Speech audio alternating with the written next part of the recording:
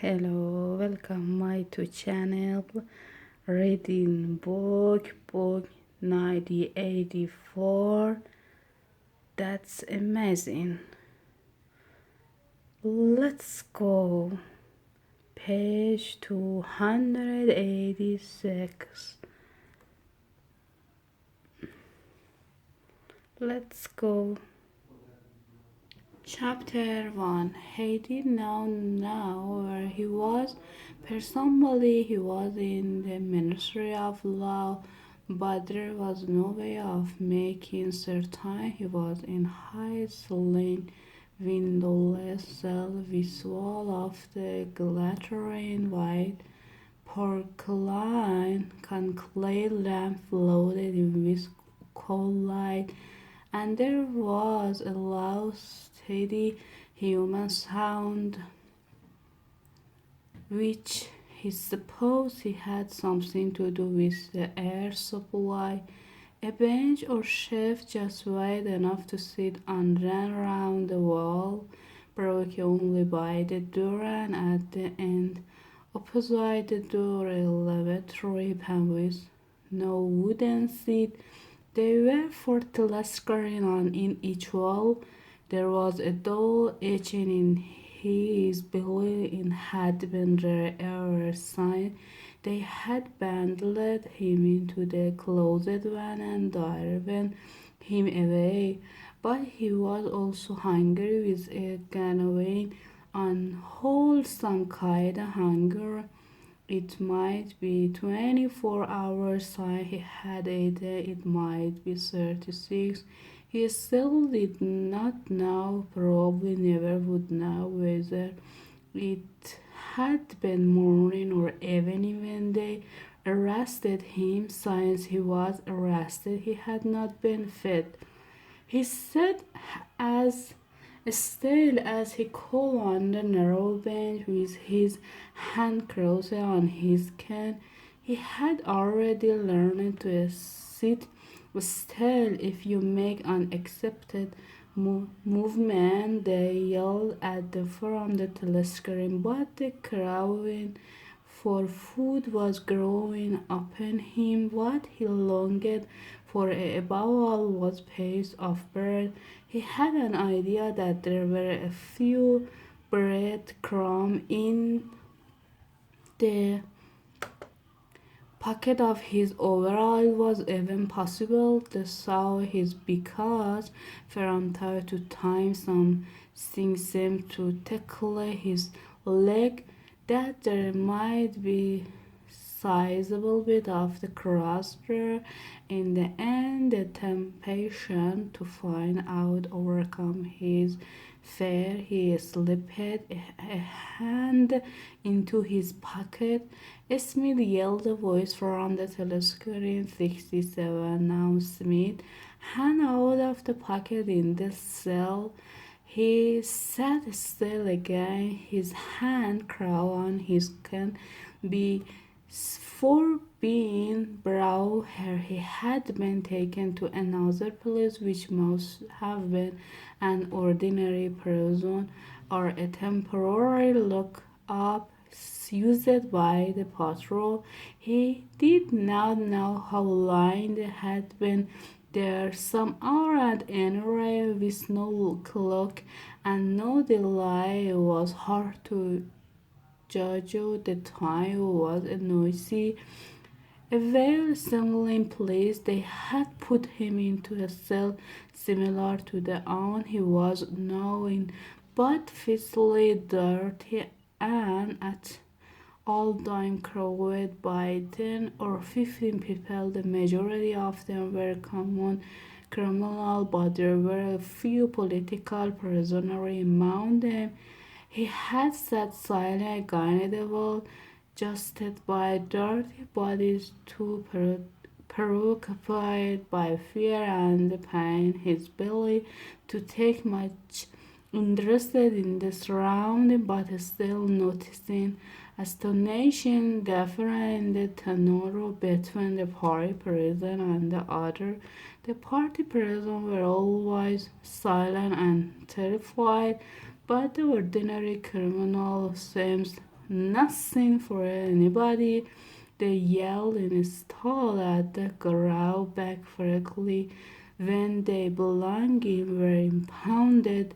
Round of cents word on the floret, smuggled food which they produced from mysteries, hiding place in their clothes, and even shouted down the telescope when it tried to restore order. On the other hand, some of them seems to be on the good term with the crowd, called them by nickname, and try to wheedle cigarette through the spy hole in the door. The crowd too trade the common criminal with certain forbearance, even when they had to handle them roughly. There was much talk about the forced labor camps to which most of the prison, except to the St. Walray and the camp he gathered so long as you had good content. Now the prop. There was bribery, favoritism, and racketeering of very kind. There was ho- homosexuality and prostitution. There was even liquid alcohol. This telephone potato deposition of trust were given only on to the common criminal, especially the gangster and the murderer, who from a sort of artistry all the dirty job were done by the political. There was a constant come and go to prisoner of every description, drug peddler, civil banding, black marketer, drawing prostitutes. Some of the drawing were the volume that the other person had to combine the surprise then. An enormous wreck of the woman aged about 60 with great tumbling breast and sinkhole of white hair, which had come down her struggle, was carrying, kicking, and shooting by four great had hold of her on at each corner. They wrenched off the boots which was she had been trying to kick them and dumped her down across the stone lap, almost breaking his thigh bone. The woman hoisted herself upright and flowed them out with a yell of bastard. Then noticing that she was sitting on something uneven, she slid off a stone next on to the bench.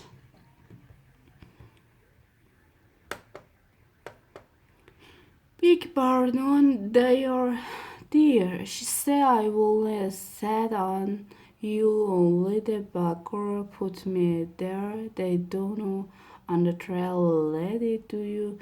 Today, she paused, pat her brow and blushed. Pardon, she said, I am myself quiet. She leaned forward and vomited copiously on the floor.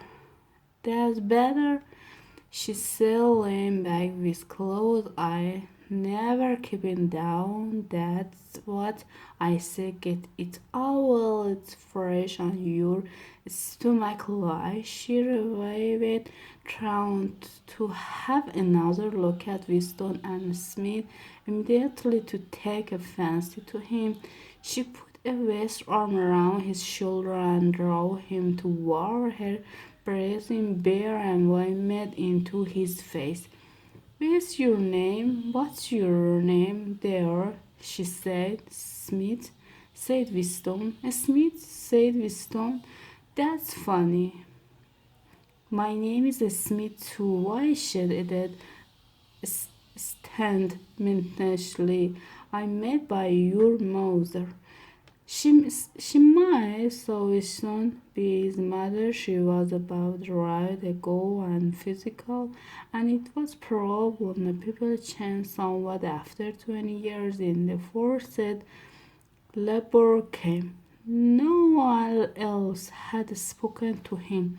To the surprising extent, ordinary criminal ignoring the party prison that they called them with a sort of uninterested country. The party prisoners seems terrified of speaking to anybody and above all of speaking to one another only once. When two party members, both women, were pressed close together on the bench. He overheard a maid and then of the voice a few hurriedly whispered words and in particular a reference to something called room and on which I didn't understand. It might be 2 or 3 hours ago that they had brought him here. That's enough.